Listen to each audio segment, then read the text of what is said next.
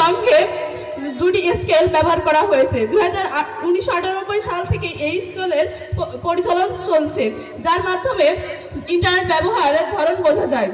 এই গবেষণার প্রধান গবেষক মাইকেল ভ্যান তিনি বলেছিলেন, গত 2 দশকে ইন্টারনেটের পরিবর্তন এসেছে, আগের চেয়ে অনেক বেশি। লোকজন এখন সোশ্যাল মিডিয়ায় সময় কাটায়। মাননীয় মডারেটর, হসপিটালে ভর্তি থাকা 1853 জনের মধ্যে তরুণ বয়সী নাগরিকরা ফেসবুক ও টুইটারে অ্যাকাউন্ট রয়েছে। মাদকাসক্তি, খুন খাবারি ও অন্যান্য অপরাধ কর্মকাণ্ডের সঙ্গে রয়েছে মোবাইল ফোন। শিক্ষার্থীগণ নৈতিক মূল্যবোধের ভিত্তিতে শিক্ষা লাভ করেন। শিক্ষা লাভের শেষে তারা দেশ ও জাতি সেবা করবে। অথচ শিক্ষা লাভের পরিবর্তে তথ্য যোগাযোগ প্রযুক্তির অবাধ ব্যবহার ঘটিয়ে চুরি, ছিনতাই, ধর্ষণ এবং খুনের মতো জঘন্য কাজে লিপ্ত হচ্ছে। মাননীয় মডারেটর, শিশুদের মারা বলতো গল্প, এখন দেখা যায় শিশুদের হাতে স্মার্টফোন তুলে দেওয়া হয়। যে সময়টা আমাদেরকে মূল্যবোধ শেখার কথা, সেই সময়টা আমরা ফেসবুকে চ্যাট করি। একটি মানুষ প্রতি 20 মিনিট পর পর মোবাইল চেক দেয়। ঠিক এই সময় বোঝা যায় যে তথ্য প্রযুক্তির অবাধ ব্যবহারই যুব সমাজ ধ্বংসের মুখে। এই যে যুব সমাজ দ্বারা সাইবার বুলিং এবং ইপটিজিং রয়েছে এবং বিভিন্ন মাননীয় মডারেটর ও বিজ্ঞ বিচারক মণ্ডলী, আজকের মঞ্চে আমাকে কিছু বলার সুযোগ করে দেওয়ার জন্য। কবি কাজী নজরুল ইসলাম বলে গিয়েছেন, বিশ্বজগৎ দেখবো আমি আপন হাতের মুঠোয় করে। আজকে তথ্য ও যোগাযোগ প্রযুক্তির অবাধ ব্যবহারের মাধ্যমে সেটি সত্য হয়েছে।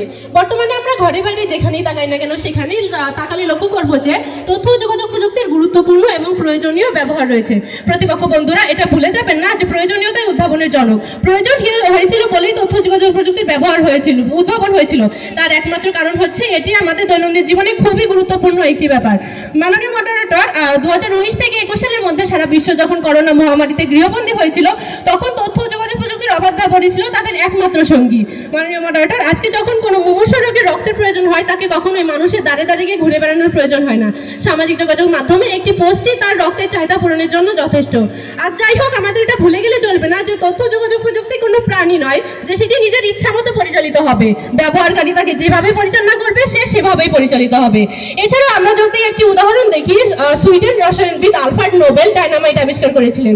তিনি ডায়নামাইট আবিষ্কার করেছিলেন খনন কাজ এবং সড়ক নির্মাণের জন্য, কিন্তু যেটি পরবর্তীতে যুদ্ধে ব্যবহৃত হতে থাকে। এখানে এই উদাহরণটি দেওয়ার একটাই কারণ, মাননীয় মডারেটর, ডায়নামাইট যেমন মানুষের কষ্ট লাঘবে ব্যবহৃত হবে নাকি প্রাণ নাশে, সেটা যেমন মানুষের উপর নির্ভরশীল, ঠিক সেরকমই তথ্য যোগাযোগ প্রযুক্তির মাধ্যমে সমাজে কি সংগঠিত হবে এবং কিভাবে সংগঠিত হবে সেটা সম্পূর্ণভাবে নির্ভর করে ব্যবহারকারীর মানসিকতার উপর, সেই তথ্য যোগাযোগ প্রযুক্তির উপরে নয়। মাননীয় মডারেটর, আমার দলের প্রথম ও দ্বিতীয় বক্তা সুন্দর উপস্থাপনের মাধ্যমে প্রাথমিক জীবনে তথ্য যোগাযোগ প্রযুক্তির গুরুত্ব বর্ণনা করে গিয়েছেন।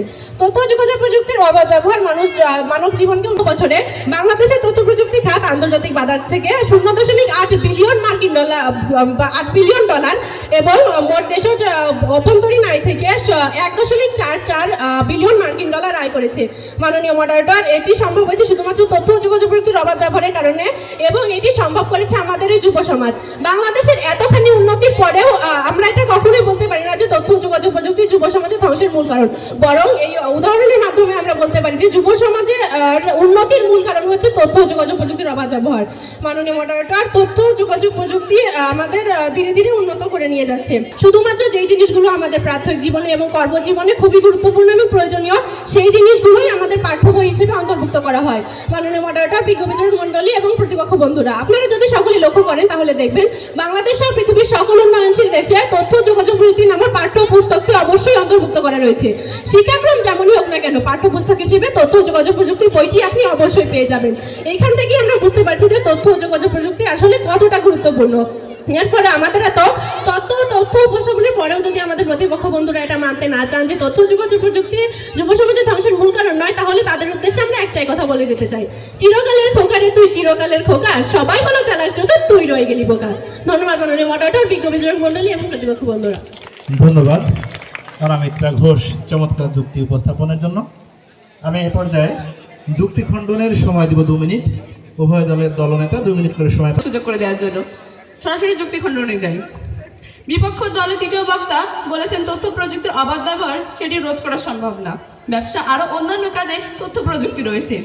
তাদের দলের সব থেকে বড় ভুল যে আমরা তথ্য প্রযুক্তি পরিবর্তন করতে বলছি, কিন্তু আমরা বলেছি অবাধ ব্যবহারটি পরিবর্তন করতে হবে।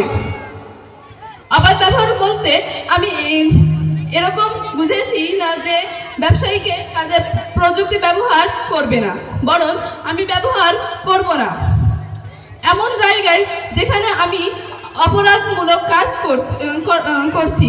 তারা শিক্ষার্থীরা মনে করছেন যে আজকে একজন শিশু 13 থেকে 21 বছরের বয়সে সে আসলে নিজে থেকে শেখে, এই জায়গাগুলোতে যাবে না।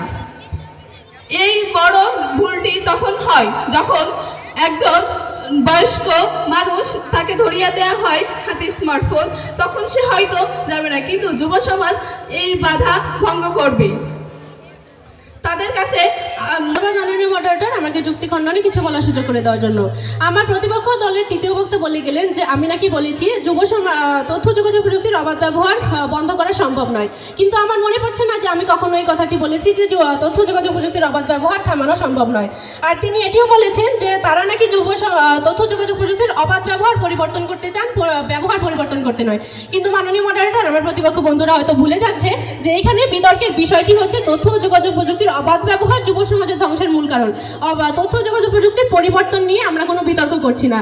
এছাড়া মাননীয় মডারেটর আমার প্রতিপক্ষ দলের দ্বিতীয় বক্তা বলে গেলেন যে সারা বিশ্বে 3.3% শিক্ষার্থী নাকি তথ্য যোগাযোগ প্রযুক্তির বিশেষ করে সোশ্যাল মিডিয়া ব্যবহার করে হয়রানির শিকার হচ্ছে, কিন্তু তিনি হয়তো ভুলে যাচ্ছেন সারা বিশ্বে 3.3% শিক্ষার্থী ছাড়াও আরও 77% শিশু এবং শিক্ষার্থী আমাদের বিশ্বে রয়েছে। তাদের কথা ভুলে গেলে আমাদের কখনোই চলবে না। এছাড়াও আমার প্রতিপক্ষ দলের প্রথম বক্তা বলে